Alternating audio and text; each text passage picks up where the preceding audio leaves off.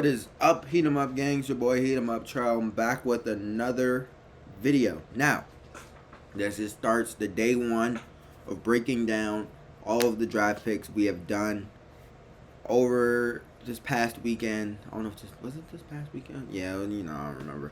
But, draft day. So first we're gonna get into Aaron Banks because I'm pretty sure we pretty much we all know about Trey Lance. We all know about Trey Lance. I did enough videos on Trey Lance. So we're gonna cool off of Trey Lance for a second. There's gonna be plenty of Trey Lance videos in the future. So we're gonna cool off and we're gonna worry about the other picks, the ones that we don't really know about. So we're gonna start off with Aaron Banks, guard out of Notre Dame. He's 6'5", 325, 33 and a quarter arms, 10-inch hands. He had a 6.29 grade for prospect grade.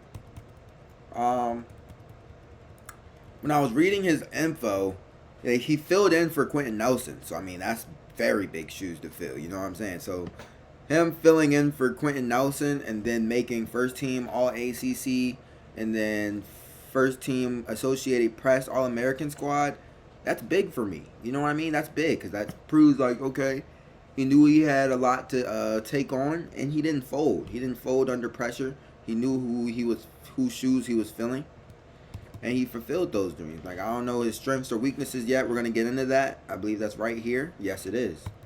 His overview, it says, massive humanity who's able to cast his frame upon opponents. Yeah, that's 6'5".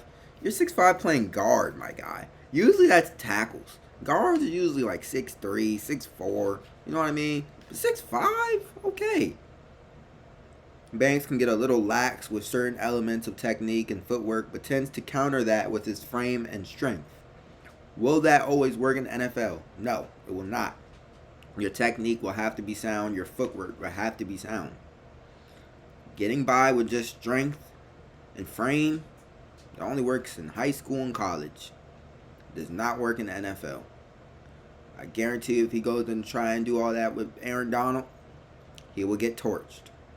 If he does this weakness right here, not have any type of, he'll be lax with his technique and footwork, and just want to just use his frame and strength to be lazy, you're going to get beat. You're going to get beat. You're going to get beat. His core and base are rock steady, and he's rarely jostled by contact. He can create momentum with his size as a run blocker, but he's not a great bender and lacks explosiveness. Hold on.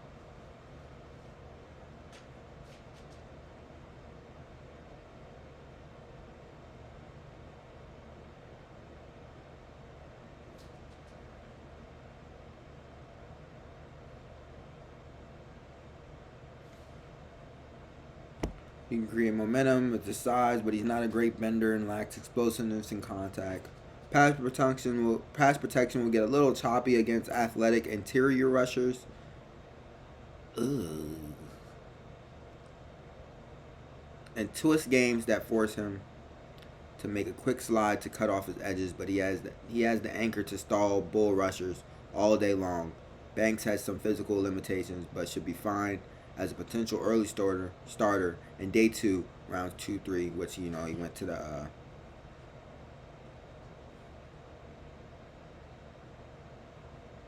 went to us. So his strengths, power teams will love the way he puts together. Very broad through chest and waist. Plays wide and is a handful to get around for defenders. Fires from hips into arms extension on base blocks. Body mover on down blocks through sheer force and momentum. Strong hands clutch up and prevent leakage on sustained blocks. That's very good. Plays with desired toughness and some grit in his misdemeanor. Length and pop to force rushers into a reset mode. Works at keeping shoulders square to his target. Base width is static and well balanced throughout the rep. Washes rush counters away with good redirection and distinctive hands with smart resets to prevent overextending in pass protection. Mass and core strength creates a sturdy anchor. Now, the reason why I'm not explaining any of these strengths, because as y'all can see by my type of body type, I am not a lineman. So I don't know what I could understand some of it, I could understand what they would mean, but to really dive into it and really be yeah, you know, line. I would not be able to tell you that. I'm not gonna sit here and lie to y'all and say and give y'all some like BS on what I feel it means, because I'm not gonna lie. I'm not an O lineman. I don't look like an O lineman. I play receiver and DB. Two different damn things. You know what I'm saying? So I can't really honestly give y'all like a real feedback on on that. But I mean, like based off what I read in the overview and then in the strengths, I mean, I guess you could say it kind of adds up. I mean, it doesn't, but it does. I mean, like when you say that he little lax, like he's laxed, it means you're lazy. That's what that means. Usually, what it tells me, it just means that you're just lazy. I mean, I'm pretty sure he's not all the way lazy. Like he's just lazy. Like I'm pretty sure he has his down bad plays. Like everybody has that play. I mean, you know, you could have done it, but you just didn't. I'm pretty sure that's what they meant. Because he went second round if he was just lazy. I honestly refuse to believe that. So, I mean, his strengths was a lot. It was a lot. So, I mean, it told me a lot. His weaknesses is he plays too high, limiting pop into initial contact. See, but it's weird because they just said up here, fires from hips and into arm extension on base blocks. Like, doesn't that mean that means you don't play too high? Because if he fires from his hips, that means he's low. See, I mean, I don't know. That's why I'm like, I really can't give y'all like a real detailed, because like I don't know what they mean then by plays from hips and then they're saying his weakness is he plays too high. Like I don't understand that. More weight room strong than quick twitch explosive. Ooh, I do know what that means though. If you're gonna play guard for us, you gotta be able to pull. You gotta do all that. Like you got pull. Like you know, Joe Staley went on. They was pulling. He leans into contact, leaving his feet behind. That's not good. I know about that one. Heavy legged in space, physically unable to make adjustments and attempting to block moving target. Oh my gosh! It's just saying you just can't. When it says physically unable to make adjustments and attempting to block moving targets,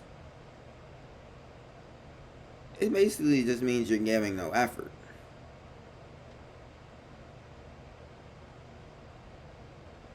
But I don't know. Waist bender as drive blocker. I don't know what that means.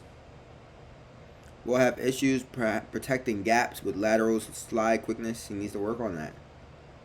Recovery against twist will be very challenging for him. Punch placement is a little erratic, grabby when he panics. Missing snap quickness for reach blocks. Very limited range as one-on-one pass protector.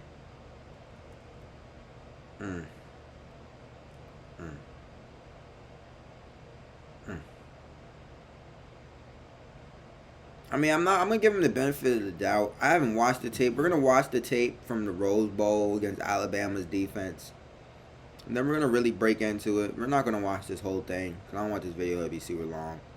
You know, we got like other players to get into, so we're not gonna get it super long. But we're gonna see what he's talking about. What number was he again? What number was he again? 69. Was it 69? I think it was 69. Yeah, 69. Alright, so he plays left guard, so I'm expecting him to be right here. Let's see how he does. Hopefully it's good plays and bad plays. Right there, it looks like a great block. I ain't gonna lie to you, that was a great block. He moved his feet. Let's see what he does. This is drive blocking. It's a good double team. Outstanding sophomore running back. He drives over a stiff. The best cover cornerback in all of college football.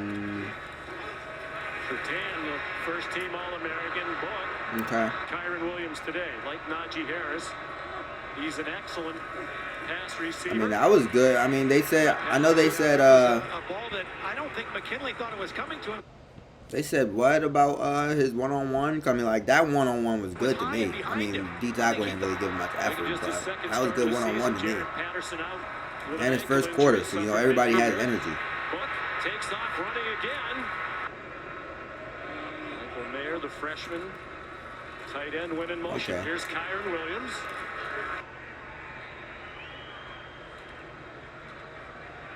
Williams straight ahead. They have to stay on the field, keep Alabama's offense off it.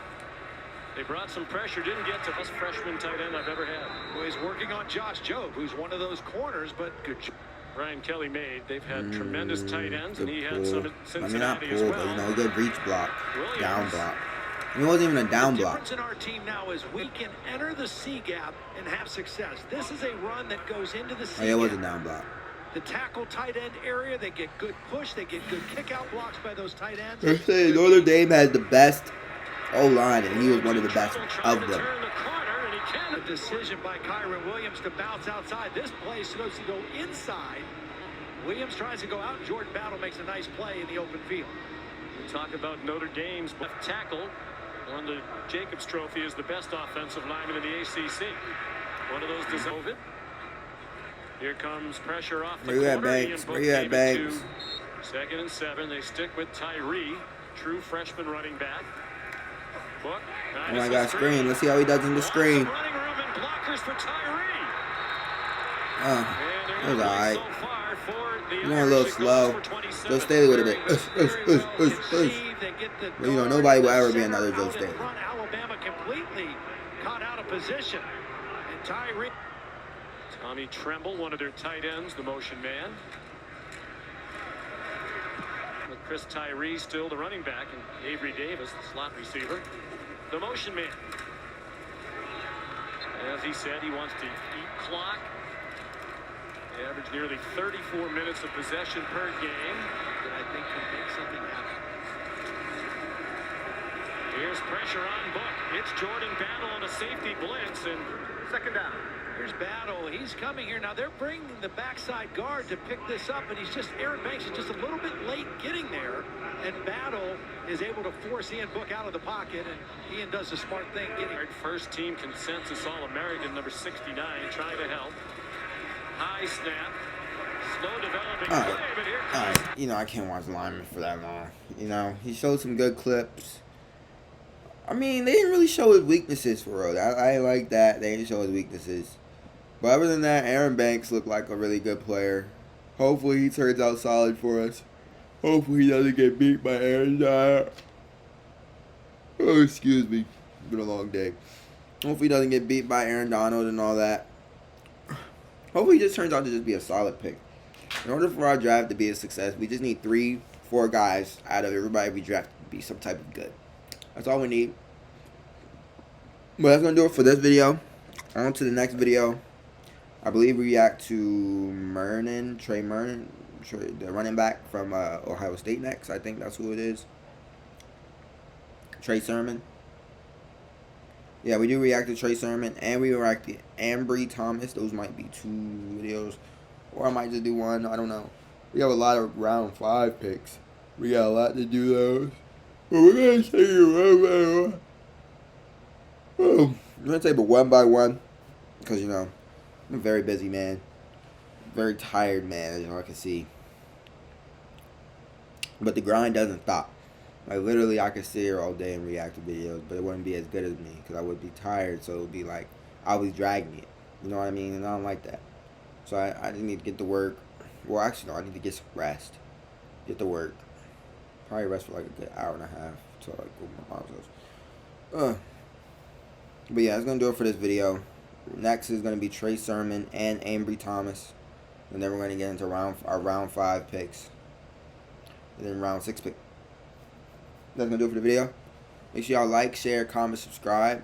Aaron Banks, welcome to the Bay. I can't wait to have you. Trey can't wait to have you. Jimmy G can't wait to have you. The offense can't wait to have you. Kyle Shanahan everybody can't wait to have you. Fans can't wait to have you. And all that. Just work on the things you got to work on. And, you know, just help us get better. We need line. We need line. Line was a very big need for us. I'm not going to lie to you. Line was probably the main need that we actually needed. So, just know it that we addressed it somewhat.